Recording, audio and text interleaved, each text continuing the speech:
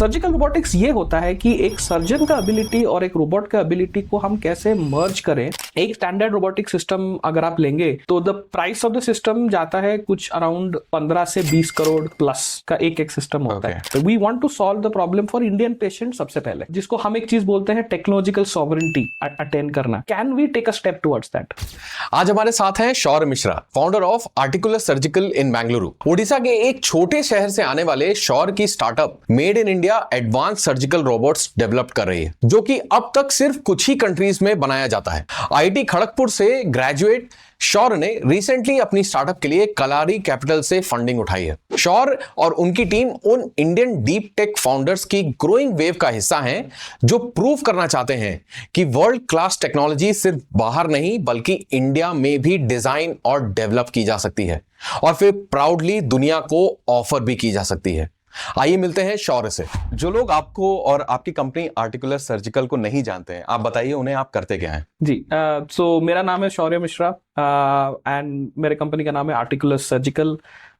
हम लोग make in India surgical robotic systems बनाते हैं। ये वो सर्जिकल रोबोट्स होते हैं जो सर्जन को हेल्प करता है पेशेंट के ऊपर बेटर तरीके से प्रोसीजर परफॉर्म करने में, and at the same time patient का भी बहुत बेनिफिट होता है। उनका रिकवरी टाइम फास्टर होता है, उनका blood loss, post operative pain कम होता है।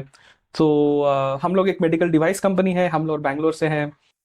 सर, आप उड़ीसा में एक छोटे शहर से आते हैं और आपने आईआईटी क्रैक किया। आपने आईआईटी खड़गपुर से अपनी रोबोटिक्स में मास्टर्स की है, राइट? तो इस इंडस्ट्री में आपने स्टार्टअप शुरू करने से पहले ऐसा क्या गैप देखा कि आपने सोचा कि इस इंडस्ट्री में एक स्टार्टअप बनाई जाए? जो चीज़ मैं बचपन से देख रहा हूँ ये मुझे काफ़ी इम्पैक्ट किया है, राइट? सो मैं एक सर्जन्स फैमिली से आता हूँ। तो मैंने एक छोटे से टीयर 2 टीयर 3 सिटी में हेल्थ केयर का जो कंडीशन है वो मैं बचपन से देखता आ रहा हूँ।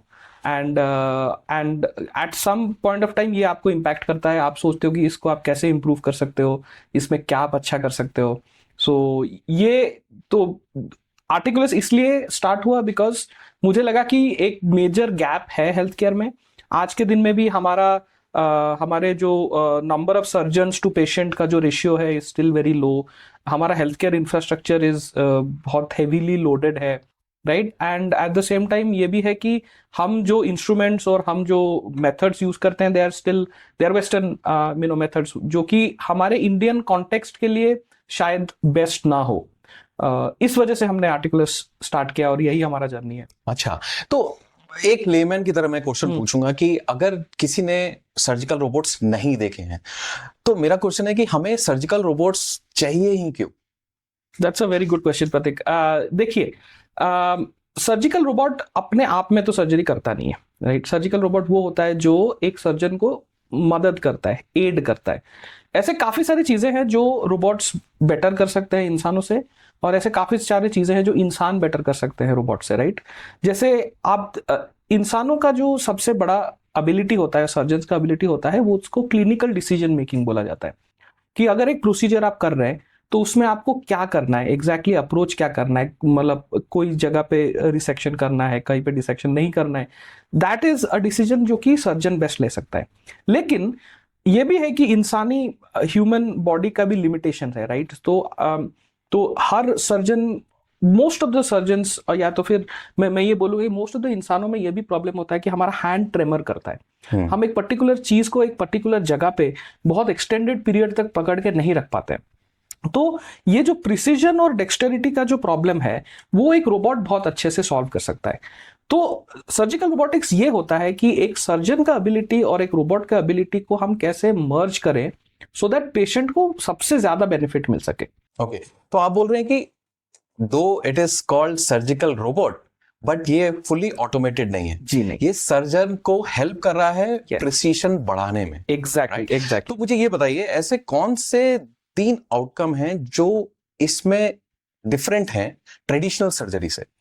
देखिए, ट्रेडिशनल सर्जरी से यहाँ पे 3 जो चीजें अलग हैं, ये है कि सर्जन को का विजुअलाइजेशन बेटर होता है, राइट, वो जिस एरिया में ऑपरेट कर रहे हैं they can see it better. Second होता है precision and dexterity. Precision and dexterity ये होता है कि अगर आप बहुत छोटे से ऑर्गन के ऊपर या बहुत छोटे से टिश्यू के ऊपर ऑपरेट कर रहे हैं, देन हाउ एक्यूरेटली आप वहां पे मूव कर सकते हैं और कितना माइन्यूट काम कर सकते हैं। And the third and probably one of the most important thing जिसे हम बोलते हैं मशीन इन द मिडल। तो इससे ये होता है कि आपके सर्जन का हैंड ट्रेमर्स रिड्यूस होता है, एक सर्जन को एक एडिशनल इंफॉर्मेशन मिलता है while he is performing this procedures, and therefore ये तीन मेजर चीजें हैं जिस वजह से कि surgical robots generally are becoming more and more popular. Okay, तो क्या मैं ये कह सकता हूं, और ये एग्जैजरेशन नहीं है, कि एक सर्जिकल रोबोटिक आर्म सर्जन का स्किल एम्पलीफाई करता है लेकिन उसको रिप्लेस नहीं करता? नहीं, तो सर्जिकल रोबोट्स कोई भी सर्जन को कभी भी रिप्लेस नहीं करता है, ये सर्जन को ऑगमेंट करता है। दिस इज व्हाट हम ये वर्ड यूज करते हैं कि एक सर्जन का जो अबिलिटी होता है, राइट, उस अबिलिटी को एनहांस करता है। सो दैट इज एग्जैक्टली जो दैट्स एग्जैक्टली व्हाट सर्जिकल तो रोबोट। सर्जन्स को इसके लिए ट्रेनिंग भी लेनी पड़ती होगी? जी, yes, surgeons get trained on surgical robots. हाँ, हम खाली सर्जिकल रोबोटिक मशीन्स और सिस्टम्स नहीं बनाते हैं, हम ये भी इंश्योर करते हैं कि जो सर्जन्स ये सिस्टम्स को यूज कर रहे हैं वो ट्रेंड है, right, surgical staff is trained, the hospital, the people who use it they are also trained on it. तो ये एक पूरा एक इकोसिस्टम, और या तो हम जब भी when we sell one of our systems, हम एक सिस्टम नहीं सेल करते, हम एक प्रोग्राम सेल करते हैं। मैं इस इकोसिस्टम पे आऊंगा और समझने के लिए, लेकिन कौन सी टाइप की सर्जरीज हैं जो रोबोटिक सर्जरी आर्म से बेटर हो जाती हैं? देखिए, सर्जिकल रोबोटिक्स बहुत जगह पे यूज होता है, like almost every kind of every area of the human body जो है वहां पे आज के दिन में सर्जिकल रोबोट्स यूज होते हैं, और बहुत तरीके के सर्जिकल रोबोट्स हैं। हम जिस फील्ड में काम करते हैं उसको बोलते हैं मिनिमल एक्सेस सर्जिकल रोबोट्स और सॉफ्ट टिश्यू सर्जिकल रोबोट्स। तो ये क्या करते हैं, ये मोस्टली आपका एब्डोमेन और पेल्विक, सो पेट और उस लोअर पेट वाला जो एरिया है वहां पे ऑपरेट करते हैं। जनरली जो सर्जरीज इसमें होते हैं वो gynaecological surgeries, urology, gastrointestinal, general surgery, ये ब्रॉड फील्ड हैं जहां पे कि हमारे रोबोट्स ऑपरेट करते हैं। अच्छा, एज अ पेशेंट अगर कोई सर्जरी रूम में जाए और वहां पे डॉक्टर्स और surgeon are enabled with robotic surgery arms, right, तो वो रूम कैसा दिखेगा? दैट्स अ बहुत इंटरेस्टिंग क्वेश्चन है। तो उसके लिए आपको ये समझना है कि एक नॉन रोबोटिक ऑपरेटिंग थिएटर भी कैसा दिखता है, राइट। सो एक नॉन ऑपरेटिंग थिएटर में आपके एक ऑपरेटिंग टेबल रहता है, एंड आपका एनेस्थीसिया मशीन्स रहते हैं, राइट, एंड ऊपर एक लाइट रहता है, एंड देन देयर आर आपके चारों तरफ surgeons and nurses, scrub nurses, ये लोग रहते हैं। रोबोटिक सिस्टम से अगर आपका प्रोसीजर हो रहा है, देन एक एडिशनल इक्विपमेंट रहता है वहां पे। तो ये इक्विपमेंट है हमारा आर्टिकुलस पल्सार सर्जिकल रोबोटिक सिस्टम। तो ये बेसिकली एक मूवेबल डिवाइस होता है जो कि जनरली जब यूज में नहीं है तो वो फोल्ड होके पार्क्ड रहता है, एंड जब डिप्लॉयमेंट होता है when the surgery starts, this is वो इसको लाया जाता है, एंड ये पूरा ओपन होता है, एंड देन इट इज उसके जो इंस्ट्रूमेंट्स होते हैं they are inserted into the body of the patient, जो कि एनेस्थीसिया में होता है, एंड देन उसके साइड में देयर इज अनदर कंसोल, उसको सर्जन्स कंसोल या सर्जन्स कंट्रोल सेंटर बोलते हैं, जहां पे कि सर्जन बैठते हैं और he is able to control the robots through that mechanism. तो basically everybody is present in that room, yes, but वो डायरेक्टली हाथ लगाने के बजाय through the robot Exactly. Other than that, there is no difference. Other than that, there's no difference. अभी इस समय globally robotic arm surgery कितनी popular है?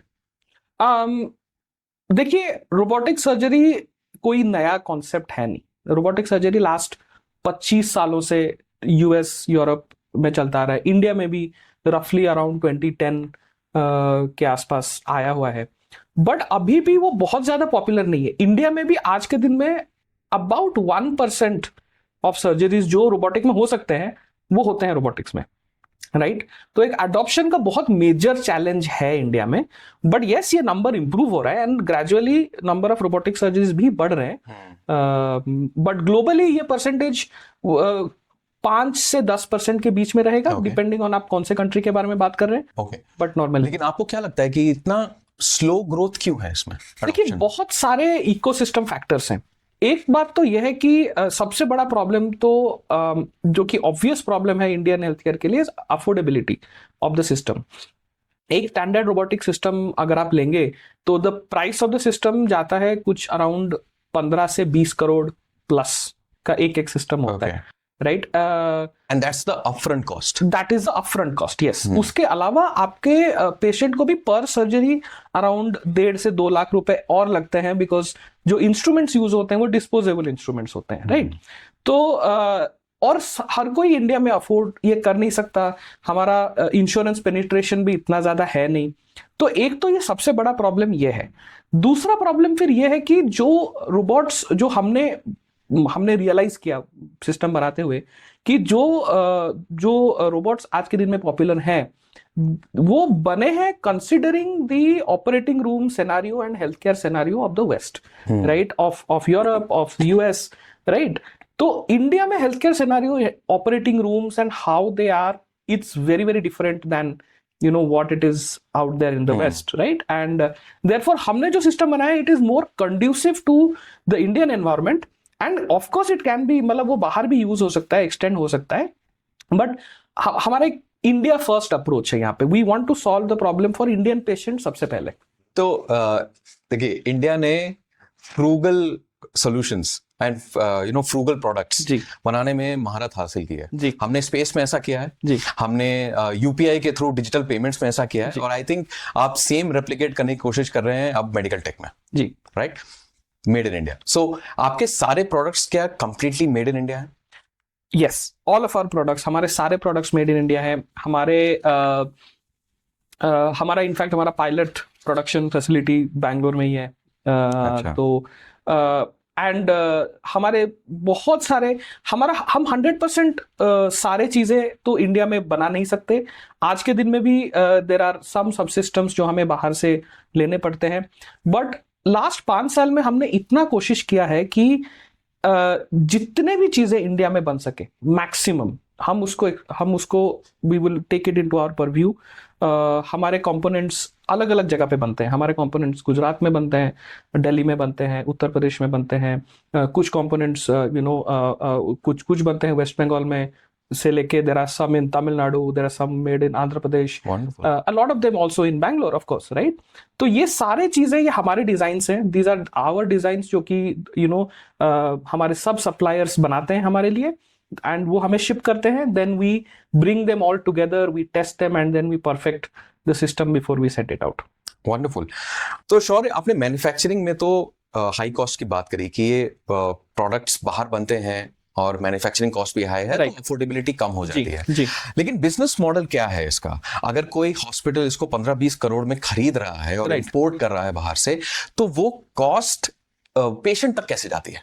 राइट, तो देखिए, कोई भी हॉस्पिटल अगर एक सर्जिकल रोबोट खरीदता है, या तो आप ऐसे सोचिए कि कोई भी सर्जिकल रोबोटिक्स कंपनी जो है उसके 3 कोर रेवेन्यू स्ट्रीम्स रहते हैं, राइट? एक होता है आपका sale of equipment, capital sale, जो कि हॉस्पिटल 15 से 20 करोड़ रुपए देके खरीदते हैं।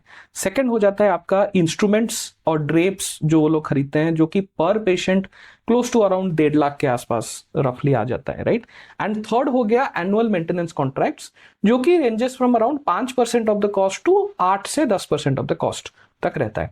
तो ये तीनों कॉस्ट हॉस्पिटल्स देते हैं medical robotics, surgical robotics companies को, और ये सारा जो कॉस्ट है फिर कोएगुलेट होके, एक्यूमुलेट होके आता है अल्टीमेटली पेशेंट के ऊपर। सो अभी आज के दिन में मेडिकल रोबोटिक्स का इकोनॉमी ऐसे ही ऑपरेट करता है। अच्छा, तो अगर कोई सर्जरी करा रहा है जी, और सर्जरी में रोबोटिक आर्म्स यूज हो रहे हैं उस हॉस्पिटल में, राइट, तो एक तो अपफ्रंट कॉस्ट हो गई, वो तो चलिए छोड़ दीजिए, लेकिन तो जो वो इंस्ट्रूमेंट्स हैं जो उस सर्जरी में यूज हो रहे हैं, जो कि वन टाइम यूज हैं, तो क्या पेशेंट उनका पूरा कॉस्ट दे रहा है?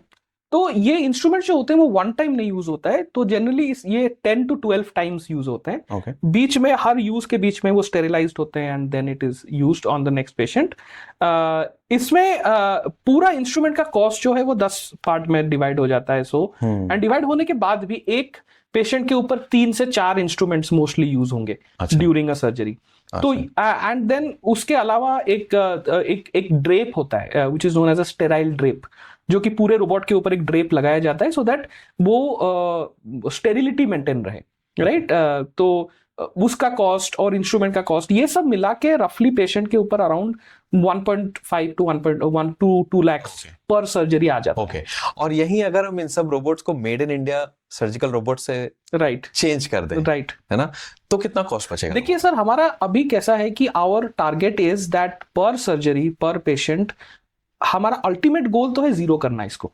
अल्टीमेट गोल है कि एक सर्जन को ये नहीं लगना चाहिए या पेशेंट को ये नहीं लगना चाहिए कि आज अगर मैं रोबोटिक प्रोसीजर करा रहा हूं तो मुझे एक्स्ट्रा कुछ देना पड़ रहा है। बट हम वहां तक पहुंचे नहीं है। आज के दिन में भी हमारा पर पेशेंट कॉस्ट अराउंड 20 से 30 हजार रुपए लगते हैं हमारे इंस्ट्रूमेंट्स में, राइट। बट अगर आप इसको कंपेयर करेंगे थ्रू टू जो दूसरे सिस्टम्स हैं उसके मुकाबले ये बहुत ही ज्यादा कम है।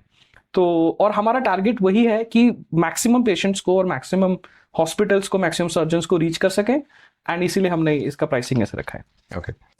तो अगर made in India surgical robots इतने सस्ते हो सकते हैं, अफोर्डेबल हो सकते हैं और पेशेंट को भी फायदा कर सकते हैं, तो आज तक ये सारी टेक्नोलॉजी यूएस और यूरोप से क्यों आती रही? ऐसा क्या है कि हम नहीं कर पाते थे ये? देखिए, ये this is a very good question. I think सबसे इंपॉर्टेंट फैक्टर ये है कि अभी तक भी आप अगर देखें तो यूएस और यूरोप हमेशा टेक्नोलॉजिकल कर्व से आगे रहा है, राइट। हम लोग हमेशा कैचअप प्ले कर रहे हैं, राइट। हम कोशिश कर रहे हैं कि हम वहां तक पहुंचे जहां पे कि यूएस है और यूरोप है। ये चीज अभी धीरे धीरे बदल रहा है, राइट। लास्ट 10 सालों में चेंज बहुत ज्यादा आया हुआ है। आज के दिन में जो डीप टेक इंडस्ट्री है इंडिया का, वो स्लोली वो चीजें खुद से कर रहे हैं, एंड कंसिडरिंग द फैक्ट कि हमें उनको कॉपी करने की जरूरत नहीं है। हमारे देश का प्रॉब्लम हम ही सॉल्व कर सकते हैं, या तो दुनिया का प्रॉब्लम हम अपने तरीके से सॉल्व कर सकते हैं। तो ये एक मेंटालिटी चेंज है, आई वुड से। ट्रेडिशनली यूएस एंड यूरोप हमेशा से हाई रिस्क टेकिंग इंडस्ट्रीज रहे और कंट्रीज रहे हैं, जो कि इंडिया में भी धीरे धीरे आ रहा है, यू नो। बट हम पहुंच रहे हैं वहां पे और जल्दी पहुंच जाएंगे। हाँ, लेकिन डीप टेक स्टार्टअप्स में एक तो ये प्रॉब्लम रहती है कि उनका जो टाइम होता है प्रोडक्ट बनाने का या कुछ रिजल्ट दिखाने का, वो बहुत ज्यादा होता है, राइट। आपने जब इस इंडस्ट्री में शुरू किया, आपने जब सर्जिकल आर्टिकुलर सर्जिकल शुरू किया, तो आपने इस चैलेंज को कैसे मीट किया? मेरे लिए थोड़ा सा आसान था ये, बिकॉज मुझे पता है कि मुझे इसी इंडस्ट्री में ही काम करना है। मुझे पता है कि मैं ये अगर हम ये कंपनी बना रहे हैं तो हम इसलिए नहीं बना रहे हैं कि हमें बस एग्जिट लेके निकलना है, right. This is for me a goal that I want to meet. Medical device and robotics दोनों सेक्टर्स ऐसे हैं जो कि दिल के काफी करीब है, और द बिगर गोल मेरे लिए ये था कि मैं कितने पेशेंट्स की मदद कर सकता हूँ, कितने सर्जन्स की हेल्प कर सकता हूँ। क्या मैं जो चीज आज के दिन में यूएस और यूरोप से बन के आता है, can we make it out of India? Can we, जिसको हम एक चीज बोलते हैं टेक्नोलॉजिकल सॉवरेंटी अटेन करना, can we take a step towards that? I think पूरा चीज अल्टीमेटली उसमें आता है। तो लॉन्ग जेस्टेशन पीरियड है, but journey is incredibly beautiful, I must say that. तो थोड़ा शुरुआत की बात बताइए, जब आपने डिसाइड किया आर्टिकुलर सर्जिकल शुरू करने का और सबको बताया होगा, अपनी फैमिली को, फ्रेंड्स को, कि भाई मैं ये ऐसा कुछ करने जा रहा हूँ मेड टेक में, राइट, क्या रिएक्शन था सबका? आई थिंक बहुत सपोर्टिव थे, ऑल ऑफ देम।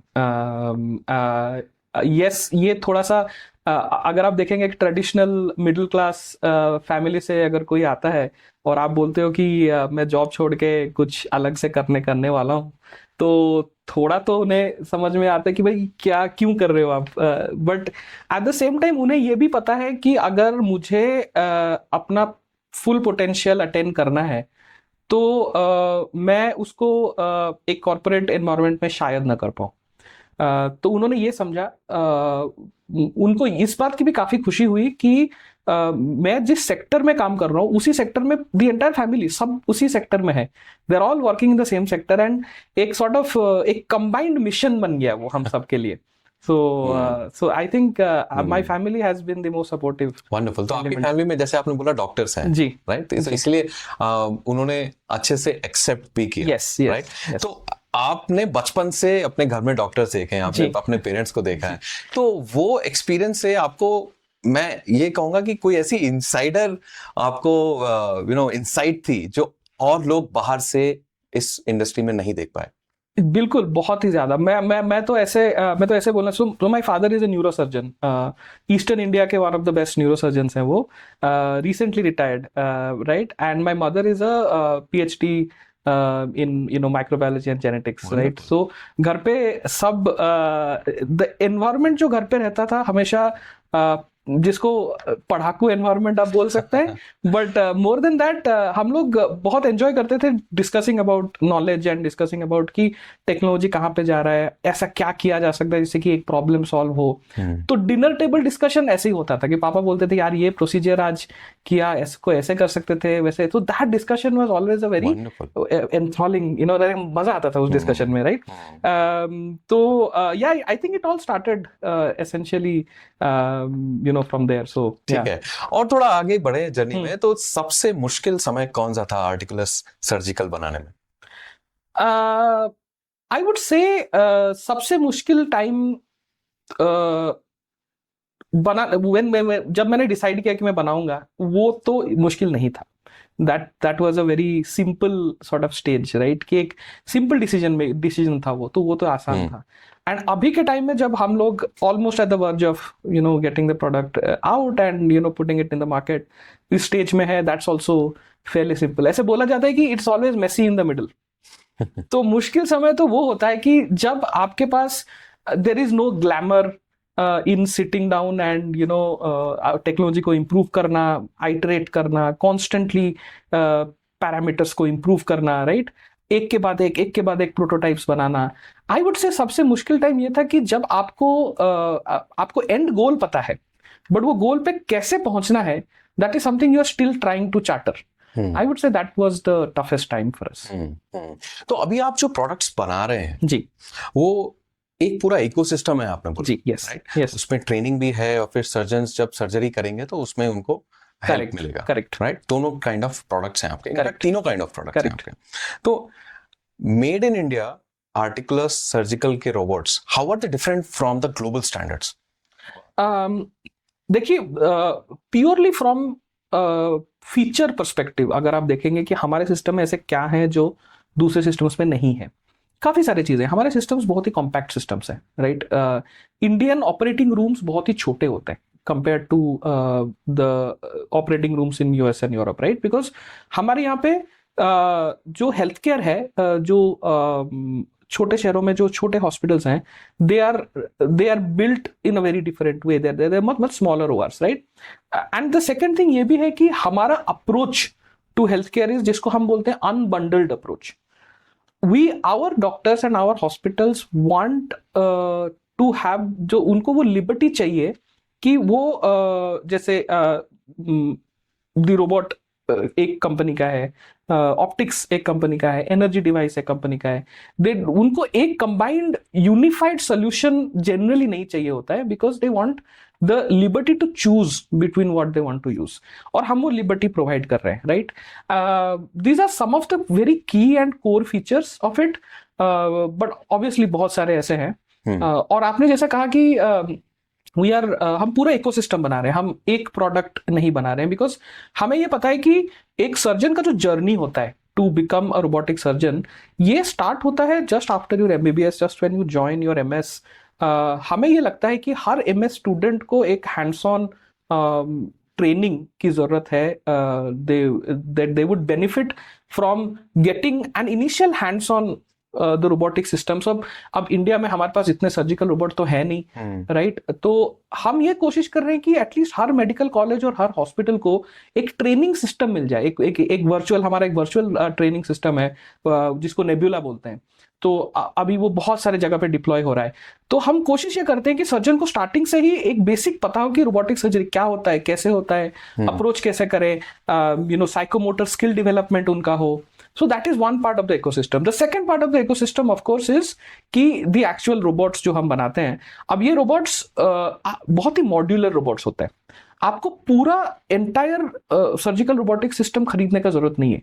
आप छोटे से भी स्टार्ट कर सकते हैं। एक सिंगल सिस्टम जिसको गैलेक्सी बोलते हैं।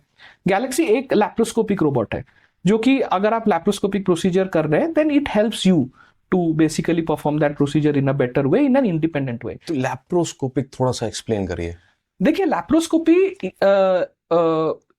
इज अ मेथड, एक मेथड होता है एब्डोमिनल सर्जरीज करने का, जिसमें कि द वर्ड लैपेरो का मतलब है वैक्यूम, राइट? और vacant.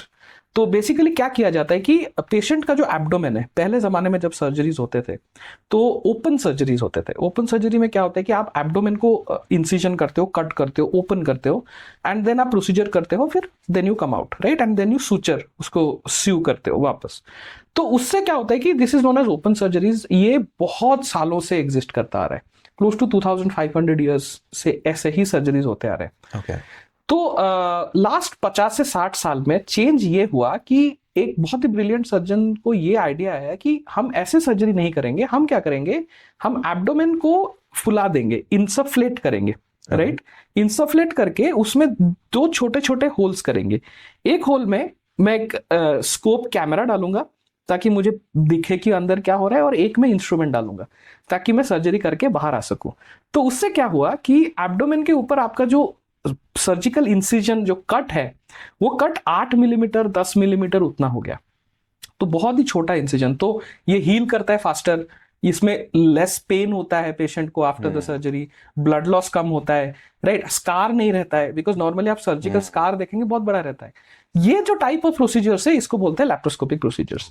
Robotic surgery, robotic minimal access surgery laparoscopic procedure का नेक्स्ट स्टेप है कि आप कर तो वैसे ही रहे हो, बट इंस्टेड ऑफ सर्जन खुद इंस्ट्रूमेंट वहां पे डाल के करने के बजाय रोबोट वहां पे प्रोसीजर कर रहा है एंड सर्जन उसको एक्सटर्नली कंट्रोल कर रहा है ताकि प्रिसीजन और अच्छा। Yes, absolutely. ओके। तो शौर्य, एक और प्रोडक्ट है आपका Pulsar, which is robotic surgical arm system, right? Right. तो वो कहाँ फिट बैठता है इस इकोसिस्टम में, वो बताइए। तो पल्सर इज जैसे अभी मैं आपको थोड़ी देर पहले लैप्रोस्कोपी के बारे में बता रहा था, राइट? सो लैप्रोस्कोपी का जो नेक्स्ट स्टेज होता है that is robotic surgery, right? जो रोबोटिक सर्जरी में आप प्रोसीजर्स कर तो वैसे रहे हो through very small incisions in the abdomen, but robotic surgery आपको ज्यादा प्रिसीजन देता है, ज्यादा डेक्सटेरिटी देता है। लाइक आपका सर्जन का पूरा जो रिस्ट मूवमेंट है वो आपके एब्डोमेन के अंदर वो कर सकता है। तो आप ऐसे सोचिए कि the surgeon virtually tele present हो जाता है। टेली प्रेजेंस मतलब उसको लग रहा है कि वो एक्चुअली एब्डोमेन के अंदर है और वो अंदर से काम कर रहा है। So then imagine the amount of precise procedures that they can do.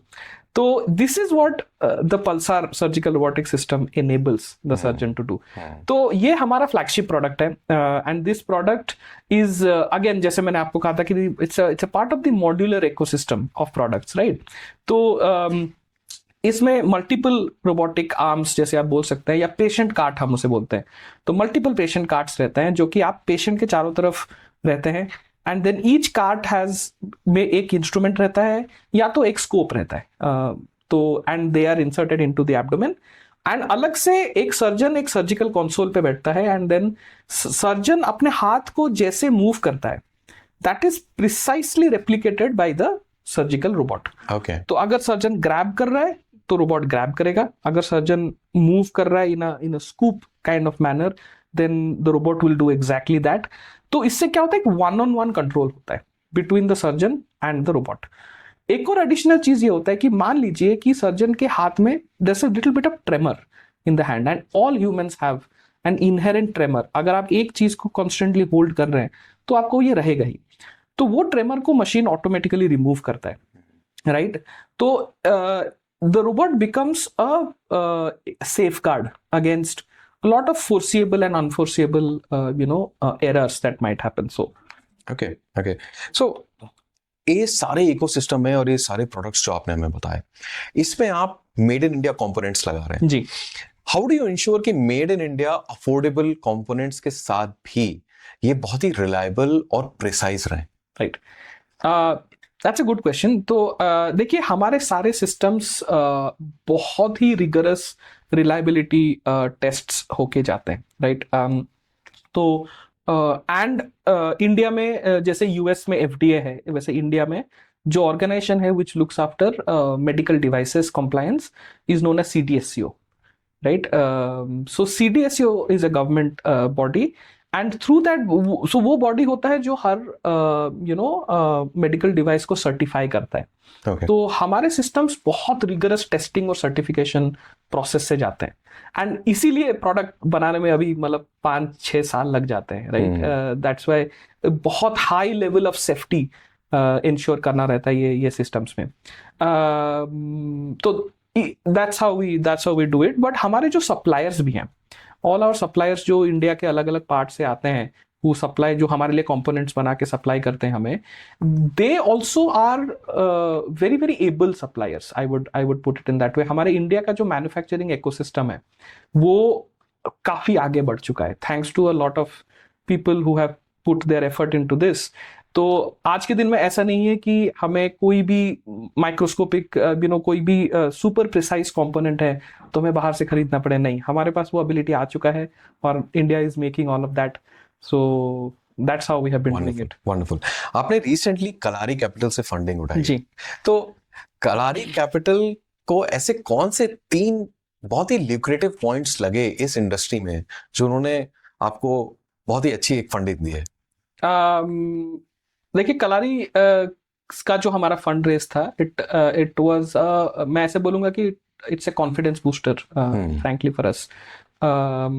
And 3 core चीजें जो हमारे इन्वेस्टर को लगा कि हम में अच्छा है. वन इज कि हम लोग एक बहुत कॉम्प्लेक्स प्रॉब्लम सॉल्व कर रहे हैं, राइट. आप जब कॉम्प्लेक्स प्रॉब्लम सॉल्व करते हैं देन आपको it gives you a certain control over the market. That is one, I would say, one aspect.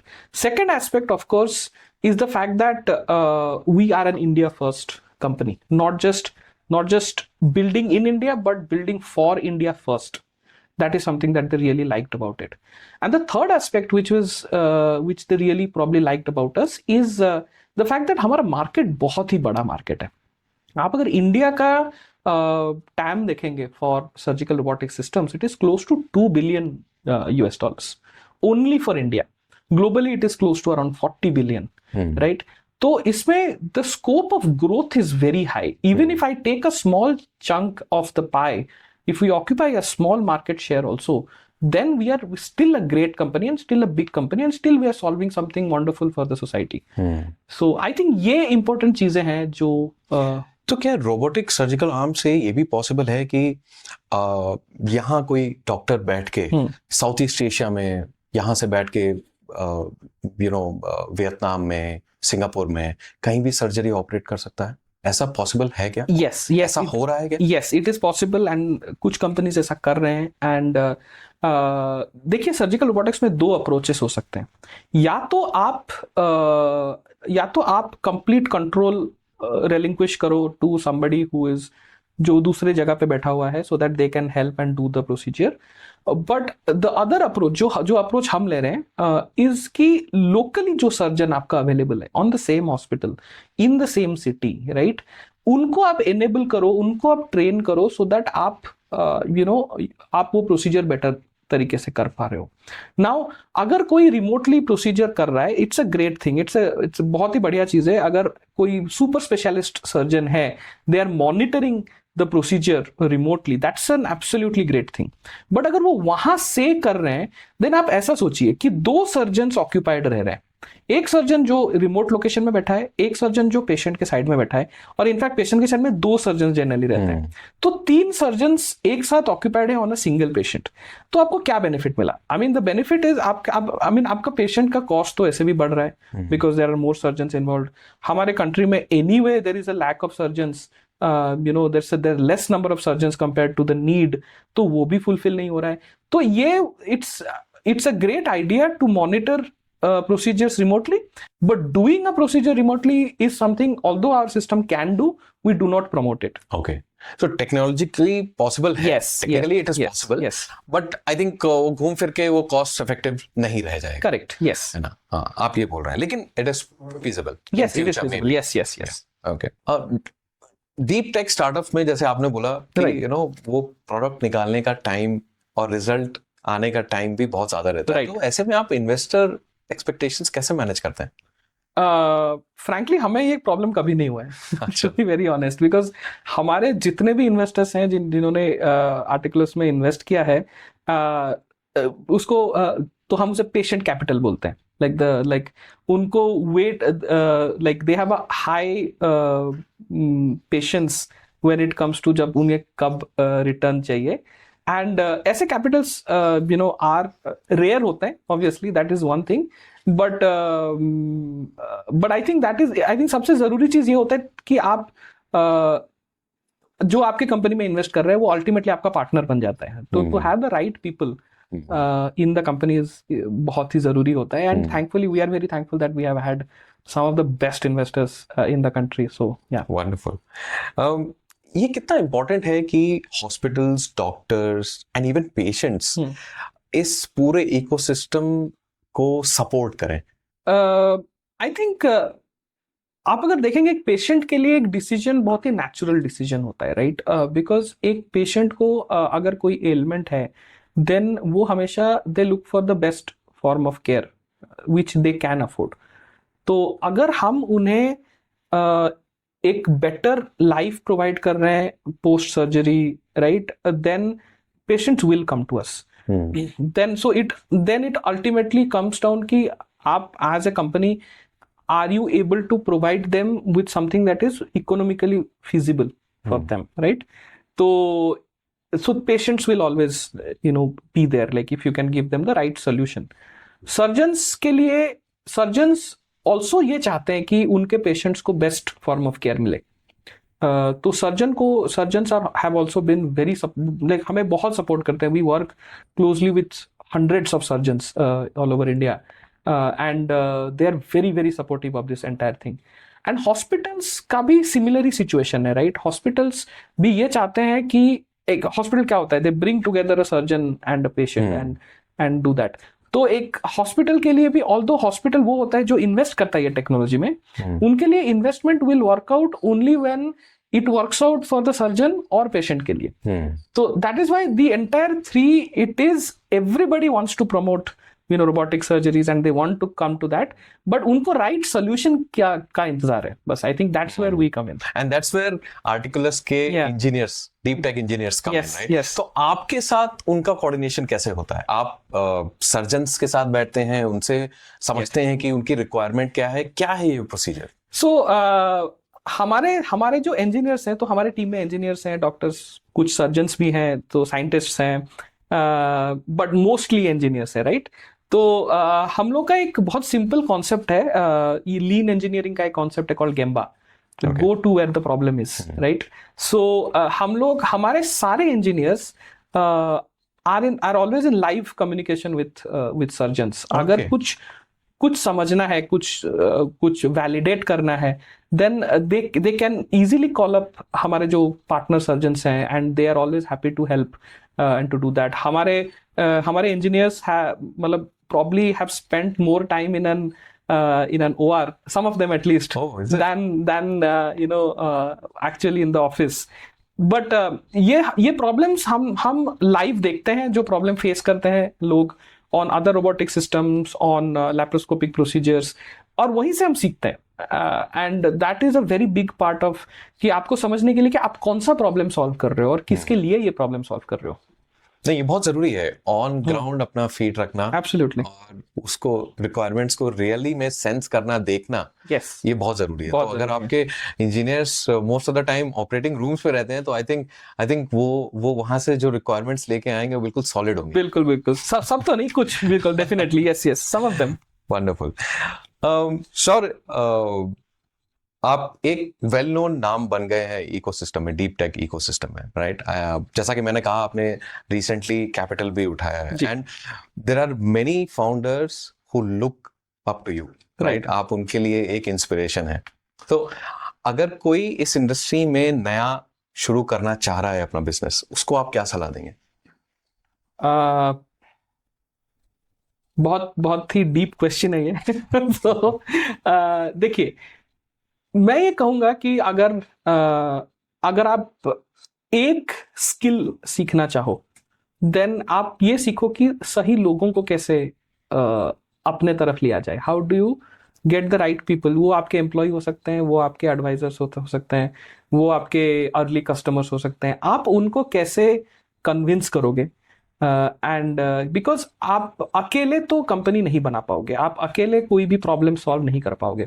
आपको एक पूरी आर्मी चाहिए, right? And an army of engineers, army of doctors, surgeons, adopters, policy makers, everyone.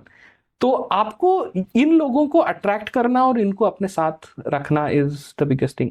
I was lucky to have some of the best advisors and people who worked with us, right? तो I think that will be my biggest advice to anyone who starting a company. Please keep your well wishers close. So I think that is something that really matters. Wonderful. And आप खुद एक inspiration है, क्योंकि आपने software choose करने के बजाय एक हार्डवेयर और मैं बोलूंगा एक बहुत ही हार्ड प्रॉब्लम सॉल्व करने को चूज किया, राइट? तो आप क्या एडवाइस देंगे यंग लड़कों को कि सॉफ्टवेयर मत चूज करो, डीप टेक में जाओ, है ना? उससे क्या फायदा है? सॉफ्टवेयर तो बहुत लोग कर रहे हैं, है ना? ये एक बहुत ही नीश एरिया है। तो आप क्या कहेंगे उन लोगों को कि भाई थोड़ा सॉफ्टवेयर से साइड हटके डीप टेक में आने की कोशिश करो? वैसे मैं एग्जैक्टली तो ये नहीं कहूंगा, सॉफ्टवेयर में भी बहुत हार्ड प्रॉब्लम्स हैं। जो लोग अपने नेटिव मॉडल्स वगैरह बना रहे हैं, एआई मॉडल्स, एलएलएम्स, तो सॉफ्टवेयर में भी बहुत सारे अच्छे चीजें हैं। मैं थोड़ा पर्सनली बायस्ड हूँ टुवर्ड्स हार्डवेयर, बिकॉज मैं हार्डवेयर इंडस्ट्री में ही हूँ। आई मीन मैं हमेशा रोबोटिक इंडस्ट्री में रहा हूँ, मेडिकल डिवाइस में रहा हूँ। मेरा बस एक ही सजेशन रहेगा to everyone starting a new company, आप बस ट्रेंड मत देखिए। ये मत देखिए कि सब लोग अगर एआई कंपनी बनाने की कोशिश कर रहे हैं, मैं भी वही करूंगा, कि नहीं वहां पे तो कैपिटल है, मैं वो प्रॉब्लम सॉल्व करूंगा।